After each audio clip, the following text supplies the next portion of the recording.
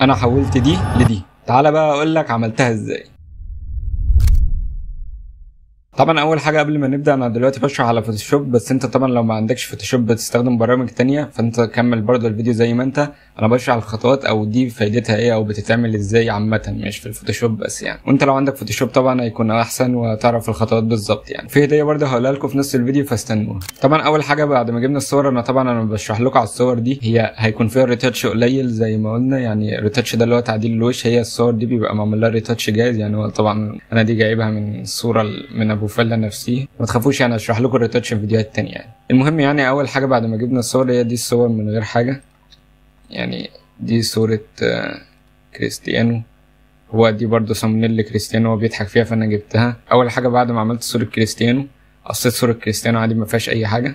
فبعديها صوره ابو فله يعني رحت صغرتها شويه، بتاع مثلا حاجه زي كده اللي يبقى نفس دماغ، يبقى نفس حجم كريستيانو كده. لو بصيت على الدماغ يبقوا يعتبر حجمهم قريب من بعض. بعد ما قصيت الخلفيه بتاعتها زي كده، رحت مزود له بالذكاء الاصطناعي، خليته يكمل يعني التيشيرت بتاعي. يعني انتوا لو اخدتوا بالكم هنا، هو في التيشيرت ده انا مكمله بالذكاء الاصطناعي. طبعا هنا مش مظبوطه قوي، بس ده كده كده هيستخبى ورا الكلام يعني في الاخر، فعادي يعني الكلام ده بتعدي اللي هو هيبقى مستخبي يعني مش هيبان يعني. بعد ما بتظبط الدنيا كده طبعا بتروح عامل الخلفيه، عشان الخلفيه هي اللي هتحدد الاضاءه اللي هتبقى على وشهم والكلام ده. ففي دي خلفيه برضو بتجيبها من جوجل يعني. مثلا تكتب روم باك جراوند او سيت اب باك جراوند، اي حاجه يعني، وبتشوف بقى اللي يعجبك يعني. تكتب على جوجل وبتشوف اي حاجه مجانيه جودتها عاليه وبتنزلها. راح اعمل لها بلور كده شويه يعني، شايف البلور كده ده شويه، واظبط الاضاءه بتاعتها اعليها شويه. والساتوريشن ده اللي هو بيغير اللون كده يعني. انت شايف انت هي كانت حمرا فانا كنت عايزها زرقاء، تحويدها بقى زي ما انت عايز كده. طبعا الاضاءه دي برايتنس عادي يعني، برايتنس بتعليه وبتوطيه. انا بعليه كده عشان الاضاءه تضرب في وشهم يعني. المهم رحت مزود برضو دي يعني. دي كده اللي ما يعرفهاش ليها خلفيه برضو كده. بزودها كده، بقلل الاوبستي خالص يعني، خليها 30 ولا حاجه. بعمل لها برضو يا اما سكرين يا اما يعني اي حاجه يعني برضو كده بتشغلها يعني. وبعمل لها ساتوريشن برضو عشان تغير لونها كده. ان هي بص، مش لو اخدتوا بالكم مش هتفرق قوي، بس برضه يعني بتعمل نقط كده من الجنب يعني شغاله يعني. فالمهم بنحطها كده. بعد كده انت بعد ما عملت الخلفيه، انت بتشوف الاضاءه جايه منين مثلا وبتعمل. فهنا الاضاءه جايه من هنا، ففي الاغلب هيكون في اضاءه لكريستيانو من هنا، وابو فل هيبقى من هنا برضه الاضاءه. هنا ممكن مش هيبقى في اضاءه جامده يعني، او تبقى حاجه خفيفه خالص. وهنا برضه هتكون حاجه خفيفه. هنا يعني لازم يكون هنا اكتر من الجنب التاني يعني، الاقرب للضوء هو الاكتر يعني. دي حاجه كده بالسنس يعني، كده بتمشي الدنيا. فالمهم الاضاءه انا بعملها ازاي، وفي كذا طريقه يعني. ممكن اعمل لاير وامسك البرش واجيب اللون اللي انا عايزه، اجيب اللون ده اللي انا عايزه واعمل كده بقى اللي هو فاهم. امشي انا يعني اقلل هاردنس وامشي انا كده يعني. بس دي طبعا انا هي حلوه عادي، بس انا مفضلهاش قوي. فممكن بروح بدوس على الشكل اللي انا عايزه يعني. هنا مثلا كريستيانو بدوس عليه، وبعد ما بدوس عليه بخش على الافكتس وبعمل انر جلو ده اللي هو هتشوفه دلوقتي، اللي هو زي بيعمل جلو داخلي كده يعني. شايف بيبقى الشكل ده كده جلو داخلي. فانت فاهم يعني. انت بقى بتظبط ده الحجم اللي انا بحركه ده، وده الاوباستي اللي هو الشفافيه بتاعته. احنا لسه طبعا هنشيل الزيادات، فانا بركز على هنا دلوقتي. انا بركز على هنا عشان دي اللي بعملها. ممكن اخليها زرقاء شويه عشان الخلفيه اللي ورا زرقاء يعني، بزرقها كده شويه. وبظبط الحجم بتاعه والاوباستي ان هو مثلا حاجه زي كده مثلا حلوه. انا بركز طبعا هنا، سيبكم من الناحيه التانية، لان انا دلوقتي ببص على هنا وهشيل الباقي. فانا بصيت هنا دي مثلا حلوه، بتروح دايس على الافكتات عشان تشيل منها. تروح دايس على الافكتات اللي هنا يعني، شايفين هو تحتيه كده الافكت. تروح دايس عليها كليك يمين، وبعديها بتدوس كرييت لاير ده اللي هو بيعمل لك الجلو على شكل لاير كده. فانت فاهم يعني تشيله كده. فبتروح عامل ماسك او بتشيل بقى بس الماسك احسن حاجه. يا اما تشيل الزيادات كده، يا اما بتروح دايس كنترول اي. لو تركزوا في العلامات تحت، كنترول اي ده بيبدل لك الماسك يعني. انت بدل ما هتشيل هترسم اللي انت عايزه. فانت بترسم اللي انت عايزه كده. شايفين يعني انا رسمت اللي انا عايزه كده. ممكن بقى الناحيه التانية كده فاهم، حاجات خفيفه كده على اساس ان هو مش ده الاساسي يعني. عادي دي ما بتبقاش حاجات ثابته، بس يعني ايه دي مثلا بتبقى حلوة يعني شكلها حلو. هنا في الاغلب هياخدها كله.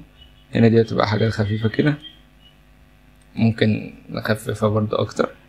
فالمهم انا كنت في الصورة الاصلية عاملها حاجة زي كده. في برضه يعني فاهم، انا اصلا شايف لو تاخد بالك هما مش زي بعض بالظبط، فهي مش حاجة ثابتة قوي، بس يعني انا شايف الاتنين حلوين يعني مش وحشين. انا ممكن اسيب اللي انا لسه عاملها دلوقتي عادي، وتقلل بقى لو كده الاوبستي بتاعتها شويه او كده يعني، بتظبط انت الدنيا يعني. الحاجات دي ما بتبقاش ثابته. المهم نيجي على ابو فله. ابو فله برضه هيبقى محتاج من الجنب هنا، يعني جلو. بنروح عاملين نفس الخطوات انر جلو، وبتشوف بقى كده بنركز طبعا على هنا، ممكن تزرقها اكتر. بنشوف برضو يعني دي مثلا ممكن نخفف كده شويه ونخفف، بتخفف كده، تخفف دي الاوبستي وده السايز. لو انت في برنامج تاني ومش عندك يعني عادي ممكن تعملها كده، تاخد اي لون وبتعمل لير فوقيها او اللي هو شكل فوقيه، وبتخليها لينير ادوج او اللي هو سكرين، ليها حاجه يعني هي هنا اسمها لينير ادوج، معرفش البرامج الديزاينيه اسمها ايه. وبتعمل كده، فهي طبعا يعني شكلها مش افضل حاجه، فانا عشان كده بفضل الانر جلو. انر جلو شايف بتحسها بتبقى مظبوطه اكتر. فالمهم هنعمل نفس اللي احنا عملناه برضو، هنعمل كرييت لاير وناخد ماسك، وبعدين نروح رسمين اللي احنا عايزينه. دي طبعا انا لسه شارحها في الاولى. فالمهم يعني دي اللي انا لسه عاملها دلوقتي، ودي بتاعت الفيديو. دي الاصليه يعني بتاعت الصوره. فبقول لك هي برضه مش زي بعض بالظبط. انا في الصوره ما عملتش من هنا، بس يعني عادي يعني، انا ممكن مفضل بتاعت الصوره دي احسن. فيعتبر احنا دلوقتي كده خلصنا الشخصيات. فدلوقتي بقى اروح حاطط الصوره اللي هي بقى المفروض بيضحكوا عليها، فبروح اعمل مستطيل عادي كده باي شكل، وبعمل الكورنرات بتاعته تبقى راوندد كده يعني. هي في هنا دي اللي اسمها راوندد كورنر، اللي شايف يا اما يبقى شارب كده او راوندد يعني. وبروح حاطط فوقيها الصوره كماسك عشان تبقى ثابته يعني، بس مش اكتر، لان الصوره فاهم طويله وكده بدل ما اقعد اقصها.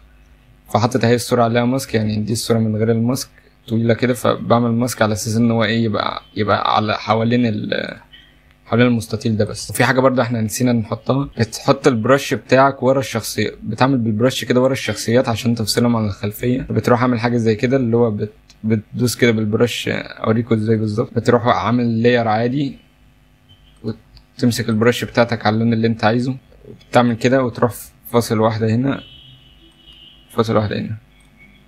ممكن تزودها كده شوية، هي ممكن مش بتبان قوي، بس يعني من بعيد انت دلوقتي هي الخلفية دي يعني عشان حلوة، بس في ممكن خلفيات تانية يبقى نفس اللون، قريبة اللون يعني، مثلا لو لونها بني او كده فهتحسها داخلين في بعض، فلازم بتفصلهم كده. المهم دلوقتي هنحط خط زي ده. دلوقتي هقول لكم على الهدية اللي هي موجودة، هتلاقوها تحت في الديسكريبشن. الملف ده ملف PSD، في اغلب الخطوط بتاعت الثمنيلات اللي مشهورة يعني بتستخدم يعني. انت اي ثمنيل انت عايزه واي شكل انت عايزه بتاخده اهو، تدوس عليه تكتين هيوديك بقى للي هناك وتعدل فيه بقى براحتك. فالمهم هو ده الشكل اللي احنا خدناه اصلا في الصورة. فبتعدل عليه ازاي؟ انا دخلت اهو بعد ما دوست تكتين، في ده بقى الاضاءة بتاعتها بتغير لونها بقى على حسب اللون اللي انت عايزه. وفي هنا بقى الشكل كده اللي هو التكلفة في كندا. فانا عايز اغير التكلفة مثلا لا تضحك، اروح كاتب لا تضحك. في كندا مثلا اغيرها مع الدون، على اساس ان انا كاتبها كده يعني. علامة الاستفهام دي ملهاش لازمة، هي دي واحدة حاجة لوحديها فبشيلها عادي. فطبعا انت ممكن لو بتستخدم برنامج تاني مش هتعرف تاخد PSD ده، فاشرح لك كده شرح سريع يعني ازاي البيس ده بيتعمل. فبس كده انا حطيت لكم خلفيه يعني زرقاء عشان يبان اكتر. فهي دي اول حاجه يعني ما فيهاش اي حاجه. والخط ده بالمناسبه اسمه AA تايبو، وهو بتحمله بقى من على جوجل عادي او من اي حته. فبتعمل خط ابيض وخط باللون اللي انت عايزه. في الاغلب هيكون اصفر، بيبقى مثلا ساعات اصفر او لبني شبه اللون اللي ورا ده، بس في الاغلب يعني بيستخدم يبقى اصفر. فمثلا تمسك لا تضحك ده، ساعات يعني بتروح عامل حاجه اللي هي جريدينت اوفرلاي كده، اللي هو فاهم يبقى اللون مش ابيض ساده كده، بتعمل اوفرلاي عليه اللي هو جريدينت. اوريك ازاي جريدينت اللي هو بيبقى ابيض ومثلا رمادي كده سنه، فبتعمله دايره يعني او ريفلكتد يعني. دي مش خطوه مهمه قوي، بس يعني عشان يبان عليها الانر شادو اللي احنا حاطينه ده. الانر شادو ده اللي هو بتاع دي البسيطه دي. برضو مش مهم قوي يعني، ممكن تستغنى عنها، بس دي فاهم حاجة زيادة يعني كده. برضو بنعمل حاجة شباب في الشكل التاني هنا اللي هو فاهم يبقى الشكل كده تحسه مثلا 3D كده شوية، برضو يعني مش مهم قوي لو انت مش عندك في البرنامج بتاعك. اهم حاجة دلوقتي انت بتعمل بقى شادو ده اللي هو الظل. فالظل بتاعك قبل ما بتعمله بتعمل الستروك ده عادي مفيهوش اي مشكلة، بيبقى اسود او اقل من الاسود كده شوية اللي هو ناحية الرمادي كده شوية، ده ستروك عادي مفيهوش اي مشكلة، اكيد موجود في كل برنامج. دروب شادو بقى تعمل دروب شادو، ده شادو يعني ده الظل بتاعه، فهو الظل عشان محطوط نفس اللون او لون اغمق شوية فيبان ان هو 3D كده يعني. انت لو اخدت بالك ده شايف ده الظل اهو، يعني هو الظل بعيد اهو، بس انت بتحطه بحجم كده ان هو يحسسك ان هو 3D يعني. انت شايف انت بس افتكرته 3D كده كأنه حاجة سمك كده ليها سمك. انت بتعمل الشادو على اتقل حاجة يعني، في الاغلب الشادو هتلاقي حاجة زي كده يعني، ده الشادو العادي، بس انت بتقله بقى اللي هو بالسبريد ده. السبريد ده اللي هو لو انت في فوتوشوب، المهم في اي برنامج يعني كده هتبقى عارف، بتقله اتقل حاجة كده عشان يبقى نفس الشكل كده، وزي ما قلنا يعمل شكل 3D كده. طبعا بتشوف الحجم بقى اللي انت عايزه يعني، ده حجم كبير ده حجم صغير شويه. انا بحب الحجم الصغير عشان ما يبالغش يعني. انا حطيتهم الاتنين في جروب وبعمل موضوع الشادو ده للاتنين مع بعض على اساس ان هم نفس الحاجه بالظبط يعني. ماشي، وبعد كده بقى بتحط بقى اي ايموجي انت عايزه موجود برده في الPSD ده، وبتعمل بقى اللي هو زي بالبرش كده عشان بتسد الفراغات بينهم، بتعمل لاير عادي. فانت بتروح عامل بالبرش عادي، بتاخد اللون اللي فوق مش اللي تحت، عشان انت لو عملت اللي تحت كده هيدخلوا في بعض 3D باظ. فانت بتاخد اللون اللي فوق اللي هو رمادي سنه كده، لو واخدين بالكم ان لازم يبقى اللون اللي فوق رمادي عن ده يعني، ده رمادي شويه ده اسود ساده، عشان كده بتروح حاطط كده عشان يبان بس 3D شويه. تعمل بقى بالشكل اللي انت عايزه. هنا هيكون فيه ايموجي يعني هيتحط بقى هنا، تروح عامل لاير برضو، وبالبرش بتاخد اللون ده وبتخليه الهاردنس اقل حاجه. الهاردنس ده اللي هو يعني شايف هاردنس اقل حاجه، ده هاردنس تقيل ماشي.